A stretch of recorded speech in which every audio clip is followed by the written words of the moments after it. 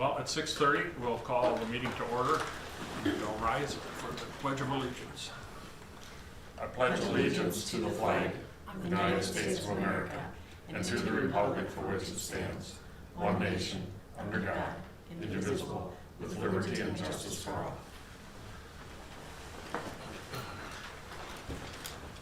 Ms. Engel, roll call, please. Kelly Day Cruz is not here. Terry Ingalls here. Amy Erke here. Aaron Phillips Here. Lauren Shainraw Here. Pat Tyre here. And Rick Schultz is gone too. Thank you. We have an, we have an agenda in front of us. Mr. Mayock, is there any additions to the agenda? Nope, everything is good. I'll entertain a motion to accept the agenda as presented. I'll make a motion to approve the agenda as presented. Second. Then moved by Ms. Tyre, seconded by Mr. Phillips to approve the agenda as presented. All those in favor say aye. Aye. Opposed, nay. Carried. Do we have any public comments this evening? We do not. Thank you. So the next item on the agenda then is a superintendent's report. I'll start here real quickly with the two handouts that I have placed in front of you. Start with the enrollment graph or chart.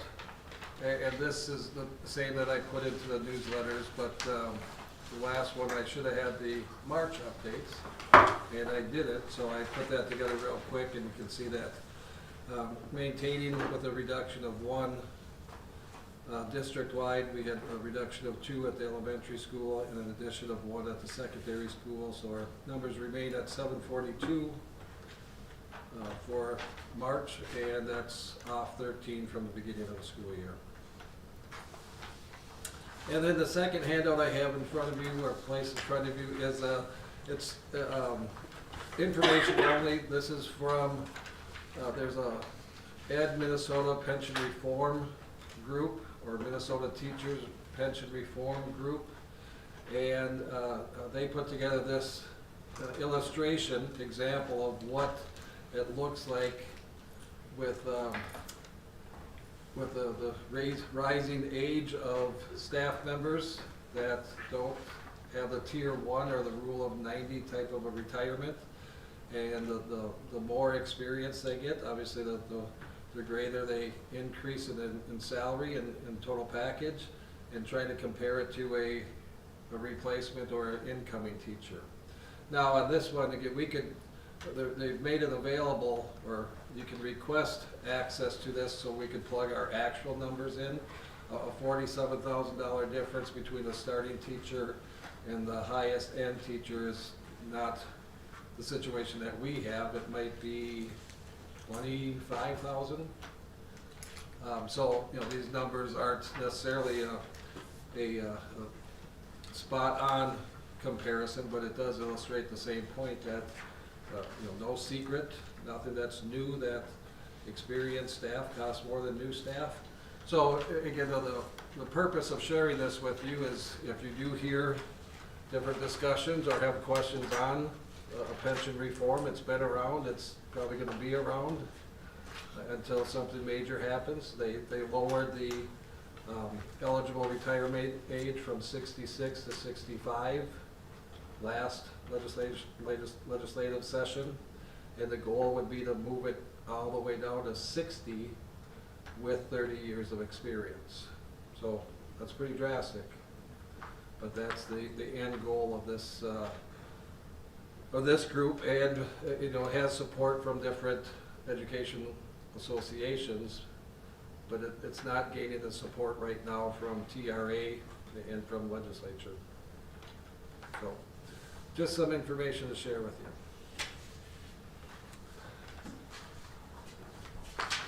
you. If there's no question on those two things, I'll introduce to you. I'll get him on here.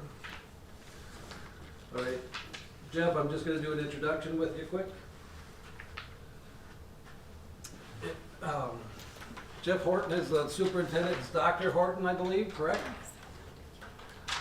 With Southwest Metro, our district that we work with and receive special ed services from. Dr. Horton is a new superintendent.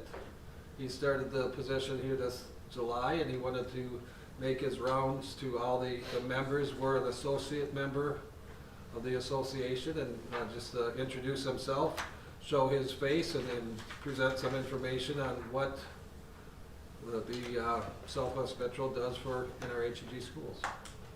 So with that, Jeff, I'll pass it along to you. Well, thank you. Good evening, members of the board, Mr. Superintendent, and members of the community, if you were there. I apologize. My intention was to be in person. I am about 4 days out from a surgical procedure, so I was not able to make the drive down tonight. But thank you for being accommodating and allowing me to speak to you in this capacity. I do hope to get down there in person to connect with you in the future. So my name is Jeff Ford. I'm the superintendent of Southwest Metro. Just a little bit about my background. I've been a superintendent in other districts. I've been an assistant superintendent. I've been a director of special education. I've been a principal. I've worked in urban, rural, and suburban districts as an administrator. So part of what attracted me to this job was the idea of regional collaboration. And I think I gathered a lot of that from my regional experience, my rural experiences actually, and that how can we work collaboratively to support students and give them that great rural experience, but also balance that with giving them the opportunities our students deserve. And so that really attracted me to this position, and working in this entity is a little different for me. I didn't come up through these types of rankings. I came more of the traditional route in education and superintendency. So this has been exciting to me. I'm excited to partner with you. And I'd just like to share a little bit about what we've been doing, and then get to the question, what the heck is an intermediate? Because that's something you probably talk about on a daily basis. And very fair and okay to ask any questions about that. So what have I been doing for 8 months? What have we been doing to support you? The first thing I did is I came in and I just listened to folks. I went around and met with over 1,000 different folks, from board members, community members, staff, students, and everybody in between. And I did a little exercise with them. I call it 3-2-1. I asked them what are 3 positives about Southwest Metro? What are 2 opportunities we have for growth? And if I could wave my magic superintendent wand, just like you wave your magic board wand to grant everybody's wishes, right? Like what would we do? And so they gave me that feedback. And so I spent the first 100 days really doing that part of the work. The second part of the work we moved into was comprehensive needs assessments. And so using evidence-based tools and practices, we analyzed our teaching and learning system, we analyzed our communication, we analyzed our business office and human resources, we analyzed our safety and securities in our facilities. And then we asked our public to comment on that. So we shared the research and we said, hey, get engaged with us, share your thoughts, since we got a lot of feedback and had over 38,000 different thoughts exchanged on that data, which is exciting. We then transitioned into what a portrait of a graduate. And what that means is, if you graduate from Southwest Metro, what are the characteristics of a graduate? And we've taken all that data and we're kind of bringing that together now. And with my board, which is made up of 11 board members, 1 from each of our member districts, you are an associate member, so you don't have a board member at that table. We're going through that process and we're analyzing that data and we're trying to create that vision for the future. By the way, if you ever want an extra board meeting or something like that, we do live stream them. So, you're always welcome to do that or come attend their public meetings and everything. And we definitely let you know what those are. So that's where we are. And we're just kind of figuring out what is it that we want to be? And how can I help align our resources to do that? So our associate members, in terms of membership, we have our members, so there's 11 member districts.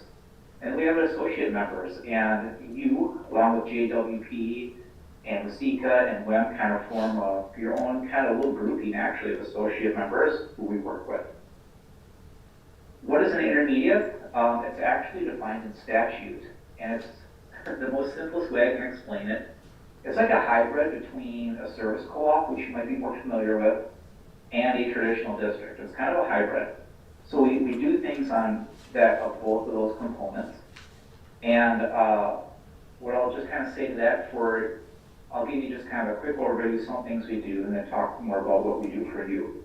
But we offer programs in career and technical education. You know, a lot of work in the trades and trying to help create pathways for students to get into the trades and work within their communities. So that's a big piece of what we do, that career and technical education, CTE, and working regionally to collaborate with that, right? Other things that we do, care and treatment is a big piece of what we do, and mental health services. We do a lot of really innovative, creative things and professional developments for the region. We do a lot of things with special education services, online school. We have alternative learning centers and a lot of different programs like that. Specifically for you, our biggest niche is really for special education. And so sometimes we have students whose needs can't be met in the general education classroom, and so they go through a process to qualify for special education services. And then in your home district, you have a variety of settings and services that you provide to students to try to help them be successful. Sometimes we find that in a traditional school setting, students can't be successful. And we've tried everything that we can to help that child be successful, and we're just not able to do it. And that's where we come in. And so services that we provide for you is when a student gets to that point, we come in and say, hey, we have facilities, we have staff, we are trained to work with students who have those higher needs. And we partner with you and the family to make sure that they still have a great educational experience, even if they're not being successful in their current setting. And we do that by bringing your 4 districts together, and I work with other districts too, to really do that in a cost-effective way to help you give students the education they deserve while doing that at a price point that's more affordable than trying to do that on your own. And so we're always trying to find out ways on how we can do that. Some of the programs we run, autism disorder, K-12. So if you have if you're a child who's been has a school label of autism and can't be successful, that would be a student we would support. Cognitive disabilities, students who have very low cognitive abilities, we have programs for them. Emotional behavioral disorder would be another one. Day treatment is not something that we generally do. It could be a general ed or a special ed student. Oftentimes it can be more general ed, but we offer a set of services, but mostly special ed for you. And sometimes you get those staff that are saying, hey, you know what, I've tried everything I can with this child, I just can't, I just don't know what more to do. This is kind of how we help you. So that's a little bit about who we are and what we do. And I just wanted to say hello and put a name with a face. I am not my best self. I am a suit and tie guy, like all day. People joke and say that's how I wake up in the morning, and that's fine. So this is the most casual you will probably ever catch me. And so that's I guess that's the one thing to remember. What questions do you have for me? Is there anything that I can answer for you? Well, I guess one of the questions I would have is you've talked about working with it in the technical and trade area, and that's something that our South Central Service Co-op works with also. So do you work together with them, or do you come as an individual entity and work with school districts, and both of you work alongside each other or work independently?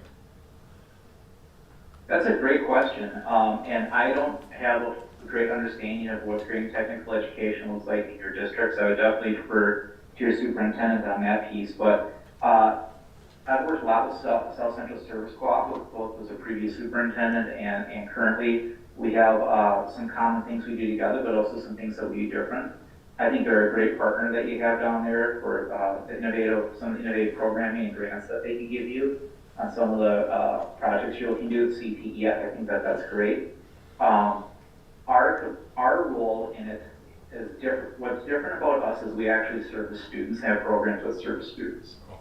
So like at some of our buildings, like we would actually like say, hey, here's a regional hub for which you can come and work on building that house or do that TIG welding or whatever it is that we may be focused on, medical careers.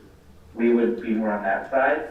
We do a little bit of what they do too, but the key difference with us, I would say, is that we actually have students that come to us, or we build programs in districts. So in some places, and this includes special education, we will actually do like a setting 3 program on behalf of the district, and we'll run that program in their building for them. So that's a key difference between us and the South Central Service Co-op. But yeah, we are similar, but also have that student component too.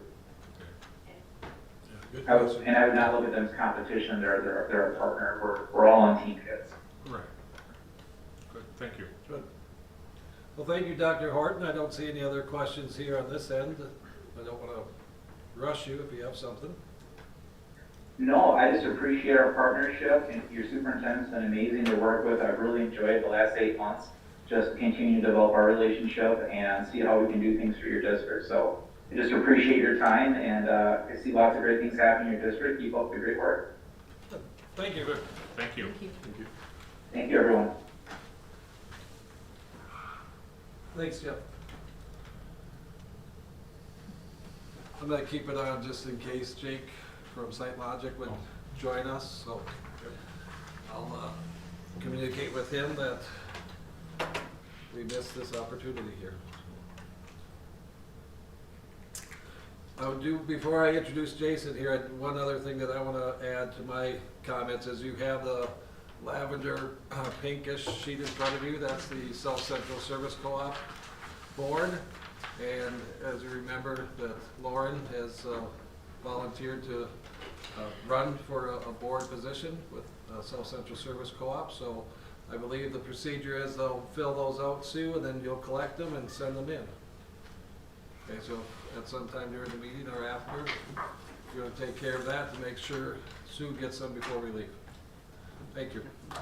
With that, let's head over to Teaching and Learning with Jason Pence. Mr. Pence. I'm going to start off, I haven't been to a board meeting in many months, and so I share this picture with you of the show I was in to explain away why I wasn't here, but now it is over. It finished yesterday, so I'm very tired. But just kind of give you a couple updates that on requested data, and then some other things that we're doing. This is data from FastBridge, and it's basically where students are at on their on-task level from our fall screening and our winter screening results. And with the exception of this big gap in kindergarten of a drop, we are seeing consistency or a raise in those scores. Don't have a good reason. We have those data meetings with the teachers. It is a big, the amount of information we expect kindergartners to know switching from the fall to the winter is a bigger gap than other grades are seeing. So I will be looking back at previous years to see if we saw that as well, that dip. But we are seeing increases throughout the grade levels. And it also comes from, we're measuring it a bunch of different ways. K3 has a different measurement of what on task looks like than what 4 through 6 looks like. So just kind of have to play with that idea. K3, we're looking at through the lens of a tool. We're taking the FastBridge data and running it through a tool that the state created, and they're calling it their Minnesota Competency Scale. And that's the scale we're using for our K3. Such a scale does not exist for 4, 5, and 6. So I just pulled directly from FastBridge. For the next one, there's some questions about the mentor program. Currently what we're doing, we have monthly checklists for them. They got them at the beginning of the school year for the mentors and mentees to go through. Make sure you're talking about these specific things. Some of those things might be at the beginning of the year, talking about how do we request a day off, how do we use the copy machine, things like that. But then as time goes on, it's like, hey, the end of the quarter is coming up, how do we do grades? Or we're going into second semester, how do we reset our expectations for a classroom? Things like that. I am meeting monthly with the new teachers. The mentors and mentees, depending on the relationship, are meeting all the time. It's like, for instance, now, like with our music program, with them being in 2 different buildings, they're maybe not meeting as much as 2 teachers that are right next door to each other. They're just constantly in communication with each other. The future vision of what the mentor program looks like is we are part of the grant that the South Central Service Co-op got through a lot of partner districts on there, and that is a program where they're turning the mentor program we kind of have like a 2-year rotation where it kind of tapers off in that second year. We're building a 3-year rotation of that mentorship where we are creating a manual. We are having a lot of things happen at South Central Service Co-op. Like this year, the beginning of this school year, one of our first back to school workshop days for new teachers was led by the service co-op, and we got good feedback from our mentors and mentee teachers for that program. They also have a very specific observation process that happens with mentors and mentees that isn't part of their review process that happens with the administration. It's a much less, it's an instructional coaching sort of situation. What do you know, hey, I'm gonna come watch you, what things do you want me to look for? It's a much more collaborative process. And then there's a set number of times. So that is what I actually have a meeting next week, again, where I'll go in and we're working together. We're kind of at that phase where we are going to be sitting down and kind of creating together with other districts. What is your plan looking like? What is your plan looking like? So there's a lot of work time happening in the next meeting that I have at South Central. Later, you can go to the next page. REACT check-in. Our 3 biggies are going to be training, screening, and curriculum. We are well on track for our training system. Phase 1 training is in progress. We have 8 teachers that are already done with all of their training, even though we don't need to be done until May. They changed the rules in May so that we have to add Joni Olson to the Phase 1 training, so she'll be the only person, unless we hired someone at the K3 level that has to take the OLA training. And then for screening and intervention, our interventionists and our teachers are really enjoying FastBridge and the tools that it provides for them and the data that it gives for them. And so that has been a good change. There was a little hesitation to switch away from STAR, but we have enough teachers that were here and we were using FastBridge the last time that it was like, that's okay. For intervention-wise, part of the REACT, they've been telling us for a year and a half that they're going to get us approved interventions, that we have, a list. It was supposed to happen, it was supposed to happen, it was supposed to happen. Now they're pushing it off until next fall. They're going to give us a list of 15, and so the recommendation right now is just make sure you're using something that is evidence-based. And we are. We're using, for the most part, we are using UFly and BART and things like that. Those are our big 2 that we're using. And so we fall well within those guidelines. For curriculum, we are having a meeting in 2 weeks to discuss a curriculum called Wit and Wisdom. It is one of the curriculums that is approved for partial reimbursement. I know Albert Lee is using it, and I think Wasika is using it. Sarah just told me today that 2 districts near us were using Wit and Wisdom. Generally, it has not been well received by the districts that have chosen it. But a lot of people are choosing it because it is one that is partially reimbursed. The one that is getting the biggest, this is great curriculum, is called CKLA, which is put out by Amplified.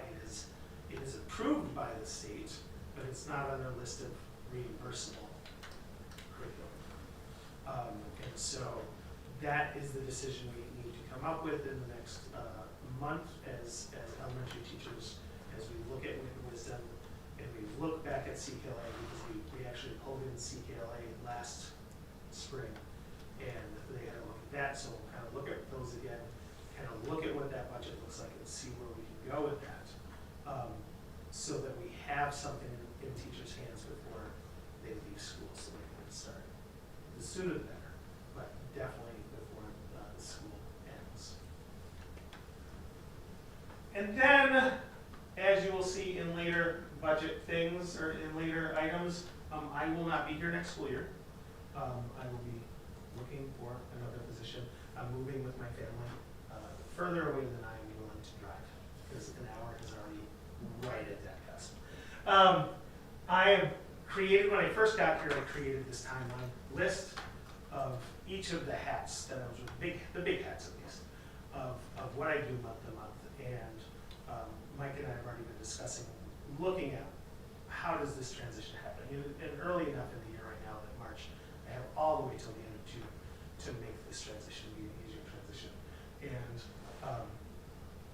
a little tweaking, especially with READ Act rules, but this just gives you a general idea of what sorts of things are happening when, so we can look at different people's responsibilities or replacement sort of things. So that is in the works and well started. So we're not starting from scratch on a transition.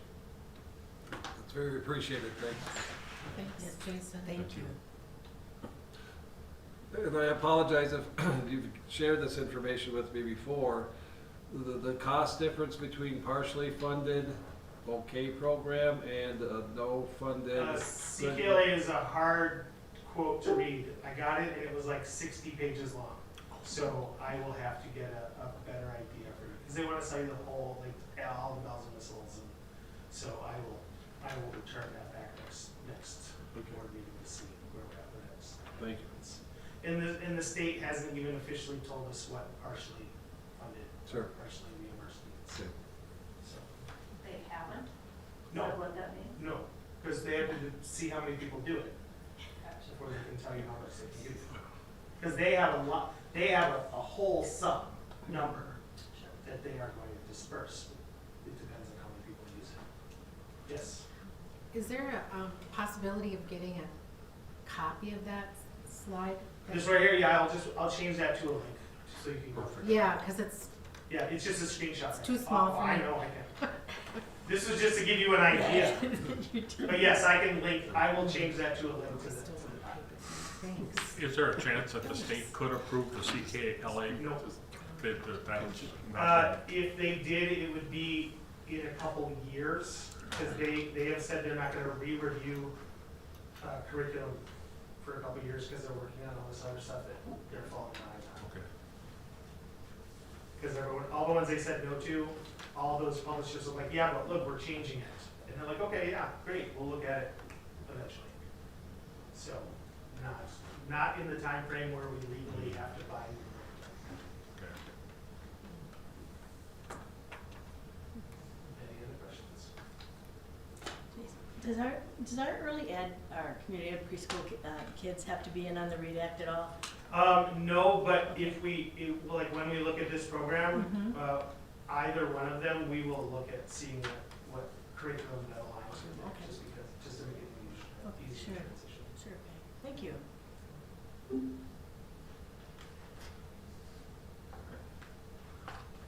Okay, Thank you. appreciate it, thank you. Mr. Kapetsky is next on board. I wasn't sure if Mr. Berg was gonna go ahead or not. Hierarchy. Just some crazy things happening here in the next couple weeks. March 25, we got kindergarten registration, and I just talked to Jean and a little bit of Macy here, and we are expecting around that 60 to 63 number, which is better than 55. So we're slowly getting some other families matriculating into the district. So that's good. That number looks a little bit closer to what we kind of want to see. Hopefully that trends. The following night is our required, with our Title I grant, we're supposed to have at least one family literacy night, and that is happening March 26th. March 27th is the end of the third quarter, and then March 2nd, Kate Kruger, if you remember from last year, decided to do a science fair for the very first time. Well, this is our second annual 5th grade science fair and 4th grade inventors fair, putting a lot of work into that. Just so you know, we are still in need of 2 judges. So if there's somebody that wants to judge, if Jean hasn't called you, she might, and she'll keep pestering until she gets her way. And then April 3rd, the very next day, our MCA start, and that goes through the first week of May. So ending with 5th grade science. It's kind of a crazy thing. It feels like the end of the school year is going to be like tomorrow, but we still have 2.5 months, but we are already talking, staffing, the budgets, the orders. Hopefully we'll be coming to you for maybe some upgrading of furniture, if that's any chance in the cards. I'd like to see at least one of the wings of the school, upgraded with some of those, getting rid of some of those 1950s chairs that are cracking about once a week. So at least we're losing one chair at least once a week. So go to the next slide. And just kind of an overall, I said it already, this year I think is going really well, but it is going really fast. And I think that's kind of a good thing, because one of my goals heading into this year, and I even talked to my wife about this, one of my goals was to have more fun. I tend to be fairly serious, walking the halls, making sure things are covered and doing those things. I'm getting there.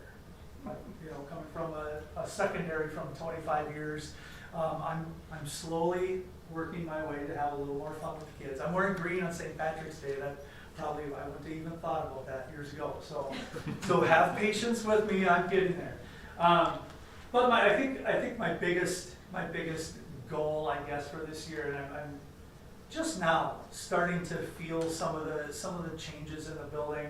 My biggest thing is always to build a positive place, a place where people want to come into the building, feel good about it, and we talk about that fun piece. Maybe have a laugh or two in the hallways with staff, and that's probably been my biggest focus. And I always want to focus on kids. That's our ultimate. But I came into this role wanting to help teachers. Period. That's my goal. Because if they're not feeling good, they're not going to sit in front of 20 kids making them feel good. So I think I'm building that support. I'm hopefully building some trust that necessarily wasn't there when I got here. And you can tell me if I'm wrong. If you're hearing bad reports, let me know, and I'll work even harder to make sure that we're building even more. So and I'm feeling some good things happening. So I'm kind of proud of that. But we're not done. I won't rest until we got 100%. Is that attainable? I don't know, but I'm going to try. So some of our successes, I think the student fund and some of the activities with the Panther Pride, I think the students really like that. We just started a Panther Pride pass, or like a VIP for each kid in the class or each kid in grade. They get to be first in line for lunch, and they're wearing a lanyard that gives them a pass, and they're all proud. So we just had our second drawing this morning. So every Monday we're going to do a drawing for that. Next thing, I tend to focus on what we need to do, what are our faults, and I always come back to some of our successes. I always marvel. One of my favorite meetings is a SAT team meeting. It seems like it's a student assist team, and basically we have our social worker, our reading interventionists, we have Laura Chickas, myself, Jason is part of it, and teachers just recognize students that need additional support, and they're coming in, they're starting interventions with them, they're figuring out how are we going to change this kid, what can we do with behaviors, or where are we going to send them for interventions. And the amount of work and time that our staff and teachers put into that team, or each kid, is pretty remarkable. That is my favorite part of this. Like there's not a student that gets away with much. We will recognize it, and our teachers do an outstanding job recognizing what kids need help, and we have the resources to help them. So I love that piece. Things that I want to keep striving for is classroom visits. I don't want to necessarily visit classrooms just for evals or behavior issues. I want to go in there and watch people at work, and I don't have a lot of time to do that. So that continues to be a goal of mine. And then obviously student attendance. We kind of started our own little policy that, sending notes home after X amount and things like that. But that's always, kids can't learn if they're not here. So that's our goal. So.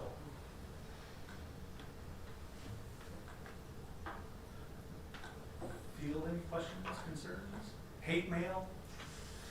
Would you clarify for me more than anyone that the 63 students in kindergarten, that's this year's bridges along with the enrollment? It's incoming preschool, and that would include any 9, I think we figured, bridges kids. Okay. So It would be about 51 in Okay. classroom and then 9 or so in According bridges. to the Bridges So, program, yeah. okay. It's, if you want to look at it, it's like our 4-year-olds plus the 9 in bridges now Okay, attending kindergarten next year. thank you. Does that include some of those other strong possibilities of Yeah, the 4 packets, the 7 packets that were sent out? Those numbers are included in Yeah. that 63 that's total? kind of our best Okay, guesstimate that we have right now. good, thank you So for clarifying hopefully we that. can sneak in 65, who knows? Yeah. So, Good, thank you. thank you. All right, thank you. And Mr. Berg? You can tell when I work at the secondary because I don't wear green for St. Patrick's Day. Didn't cross my mind when I got up this morning, so you're No making fun. Progress. My presentation last month was probably one of the shortest ones I had. It's a little bit different this month. We had a lot going on. Girls basketball obviously made the state tournament. Wonderful thing. Kind of throws chaos for a week, but that's great. Now we're going to have a normal week this week until the forecast, so we'll see what happens. We've started MCAs, and we'll do those all the way up until May and into May. I'm going to steal a little bit of Mr. Myhawk's thunder with Chloe Stork, making nationals in DECA, and it's all about coaching, and they're taking the best DECA coach in the state. He gets to go down to Orlando after he comes back from Costa Rica, so if you're trying to get hold of Mr. Myhawk, good luck. Thanks for stealing my thunder. Well, I was listening to Craig talk, I was like, geez, that's exactly what I was gonna say. Well, maybe it's something different now. Choir recently got their 2nd consecutive year of superior rating, which if you remember just a few years ago, I think we only had 8 kids. So, making major progress with the choir. On Friday, we had a crazy day here at the high school. We got a blood drive that happened in the high school, and we have, Kata, and I talked about this last board meeting a little bit. They come in and they give a presentation. They did 6th, 7th, and 8th grade this time, just about how to recognize an abusive relationship, how to get out of an abusive relationship, how to help someone who's in an abusive relationship, and how to have a healthy relationship, which I don't think we focus on very much. We're not proactive, we're reactive in those situations. So trying to be a little proactive here. This morning we had large group instrumentals, went to, did they go to USC? Yes. And I believe I heard Mr. Schaefer say we had 1 excellent rating. I didn't hear anything else, so when I get more information, I'll let you know. Sophia Williams made the Concordia Honor Band, right? Okay. Which is a pretty big deal. We haven't had a student do that for many years. Thanks. So that's a very nice recognition for her. The solo and ensemble concert will be Saturday, not concert, competition will be Saturday at MSU. Go ahead and go to the next one. Thank you.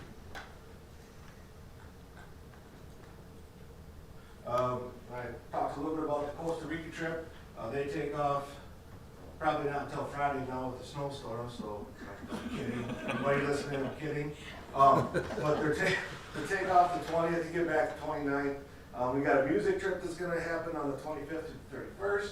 8th grade mobile health lab will come in. They came in last year. They do a nice job just talking about all health things. It's really interactive and interesting. The end of the quarter is the 27th. We've got a work day the 28th. And in the next few months here, we do have 3 extended field trips.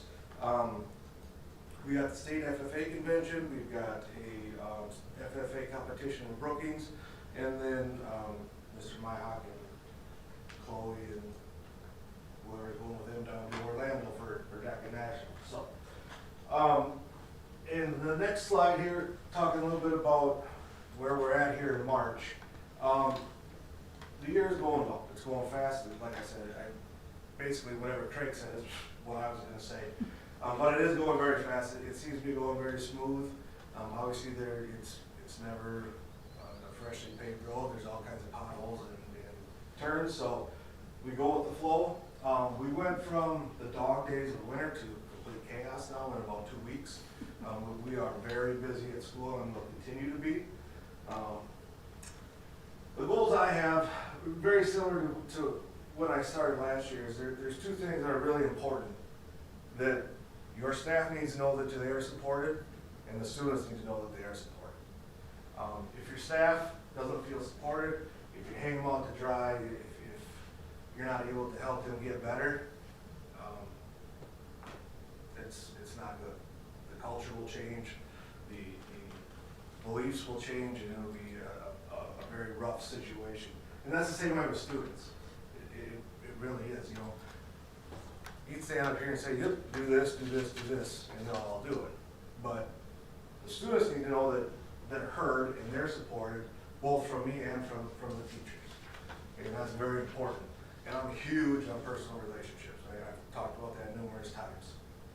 And if the students don't feel supported or heard, we're gonna have more behavior problems. Which, if you go from last year to this year, I would say, just a rough estimate, maybe 1/10 of the kids that I had last year at the office are back. I mean, in terms of office referrals, I bet if I had 100 last year, I'd only have 10 this year. I mean, it's been a huge transition. That's not me, that's my staff. Right? They've done a great job with building relationships with kids, helping understand behaviors, helping understand what kids need behaviors, taking a more personal approach to things. And that makes a big difference. Which also plays into, we have more students on honor roll. I told you last board meeting, we had 68% of our 612 population on A or B honor roll. Okay? And we're gonna continue to do that. And we're gonna continue to change the culture. It's not an overnight process, but we are gonna continue to get better, we're gonna continue to be better, and we're gonna produce better people for it. Questions? Oops, I missed someone in here. Talking about leadership, I know there's a question there. Simon Sinek and Brene Brown are two huge leadership people that we studied at my principal program. I still do that. I still watch videos on Simon Sinek. I still read Brene Brown. I know Mr. Pesky and I talked about the book just a little bit earlier. So that's a big influence on my leadership skills is from those two. Now questions.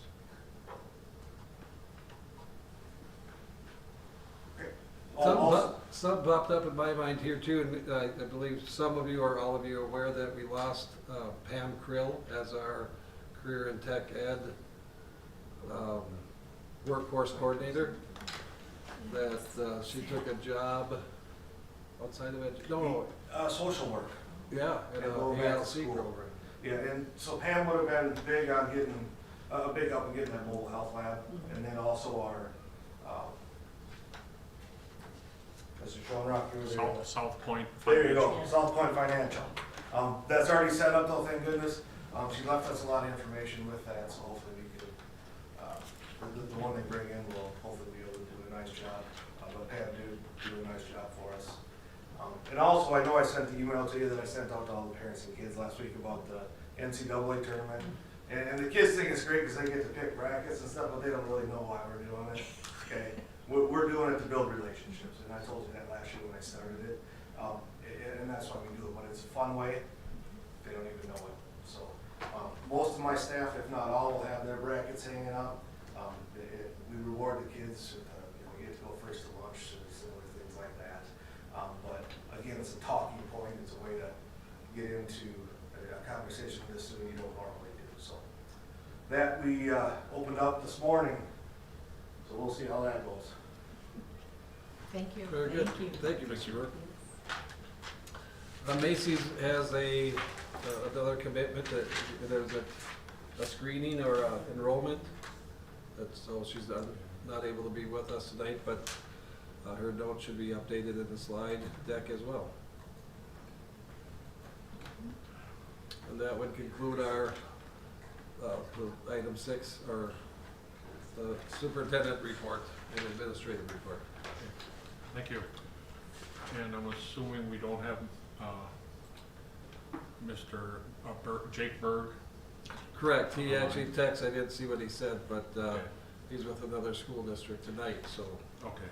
I guess I would encourage you to, we want to continue to hear from him, so. Right, yeah. We could schedule him Absolutely. for a board meeting. Yep. We appreciate that, thank you. Next item on the agenda are board member comments. Any member have comments they'd like to share? I went to the choir concert and I missed the solo ensemble because I was teaching ECFE, but I ran over there after the fact and it's really nice to see the kids perform, so I think they did an excellent job and it seems like the program's growing and the kids are, I love to see other community members there too. Yeah, I was there too, so I did see the solo ensemble part, and that was neat to be able to see your kids doing that, see all the kids perform what they're gonna perform at contest here. And so for parents that aren't able to make it to the actual competition, it's nice to be able to see them do and give them a chance to do a dry run and get the nerves out and all that. So yeah, I agree. It's good to see that program growing. Good. Anybody else? Next item we have on the agenda is our next regular meeting is scheduled for Tuesday, April 22nd, 2025 at the Secondary School Media Center at 6:30 p.m. Next item on the agenda is a consent agenda. So, Mr. Myhock, please. I'll read our regular disclaimer here that all school board members have been provided with background information for all items listed on the consent agenda. These items will be acted upon with one vote without discussion. If a board member wants to discuss any of these items, we can pull it from the consent agenda and we'll vote on it separately. And as a note before we go on with the consent agenda, we would like to publicly recognize the donations included in this section as well. We have a $1,000 donation from Finley's Wigs at Work for the elementary music xylophones. We have a $2,500 donation from the New Richland Firemen's Relief for band and choir robes. And then we have 2 donations from the NRHEG, one for $34.70 for the conference meals, and one for $1,127 for the elementary roller skating unit.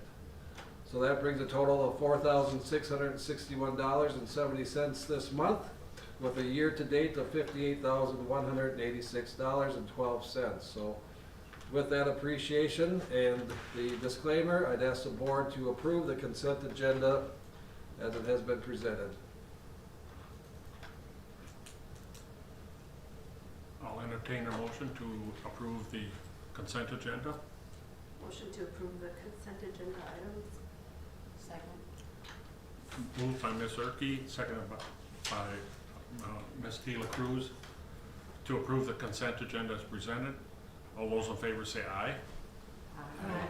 Opposed, nay. Carried. Next item I have is reports. Mr. Myhock, do we have any reports this evening? No additional reports other than Dr. Horton, and let's just recap that. I'll work with Mr. Berg to get lined up for Jake from Site Logic. Good. Thank you. Almost. And so that would be it as far as any reports from me, unless you have anything else to report on. Okay. The next item I have on the agenda is staff reductions due to enrollment. And I would introduce the following motion and move its adoption. The resolution proposing the reduction of 1 4th grade section full-time equivalent reduction of 1.0 due to the reduction in student enrollment. The motion for the adoption of the foregoing resolution was duly seconded by a member. I will entertain a second. Second. Seconded by Ms. Tyre. And we'll have a roll call vote. Ms. Engel, please. Kelly De La Cruz, Yes. Terry Engel, yes. Amy Erke, Yes. Aaron Phillips, Yes. Lauren Shanerock, Yes. Pat Tyre, Yes. and Rick Schultz is absent. The resolution is adopted by a 6-0 vote. Next item on the agenda I have is non-renewal of probationary teachers. And Mr. Myhock, please. If you don't mind, I would like to go back just on the fourth grade reduction. Again, there was some conversation with the board members as well that being that our third grade section is now a 2 section, obviously that's the grade level that is moving along into fourth grade. The numbers remain the same as they did a year ago or at the start of the school year. And so third grade, again, will for one more year remain at the 2 sections that it currently sits. And then with the move to fourth grade, that is the reduction. As a side note, that part of the discussion and reductions that we made last year is that our numbers in 6th grade are bounced back up. That was a 1-year lull here, and then so this reduction of a 4th grade section, if the words I used was staff neutral as far as any loss of employment, that we would add back the 6th grade section to put that back to 3 sections. And again, Mr. Berg and Mr. Kopetsky would work with their staff members on finding the best and most appropriate fit for that teacher to move into a 6th grade classroom. Okay. Good, thank you. Yes, so now the non-renewal of a probationary teacher, we're excited to report that we do not have any reductions of probationary non-renewals based on performance. So, which is good. It's a nice thing to have that situation here, that our teachers, through the mentor program and through the leadership and guidance of our building administrators, are fulfilling their duties and doing a nice job. So more so, this is about to make that public statement and have it on record that we don't have any reductions based on performance of probationary teachers. I will entertain a motion that NRHEG does not have any probationary non-renewal teachers for the 25-26 school year. So moved. Yep. Second. Moved by Ms. Tyre, seconded by Ms. Engel to recognize that we do not have any probationary non-renewal teachers for the 25-26 school year. All those in favor say aye.